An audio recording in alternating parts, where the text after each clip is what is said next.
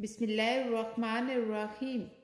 آج دیکھیں گے سورۃ بقرہ کی آیت نمبر 84۔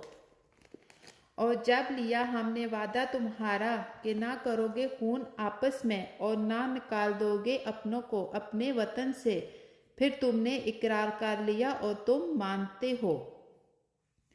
یہ آیت بنی اسرائیل کے بارے میں نازل ہوئی۔ مدینہ کے یہودی قبائل آپس میں جنگ کرتے تھے، جبکہ ان تورات میں یہ حکم ہے کہ اپنے بھائی کا خون نہ بہانا اور کسی کو بے گھر نہ کرنا۔ لیکن جب عربوں کے جھگڑوں میں شامل ہوئے تو ایک فریق کے یہودی بھائیوں کے خلاف لڑتا، انہیں قتل کرتا، ان کے گھر اجاڑتا اور بعد میں فدیہ لے کر قیدیوں کو چھڑاتا، یعنی گناہ بھی خود کرتے اور نیکی کا دکھاوا بھی خود۔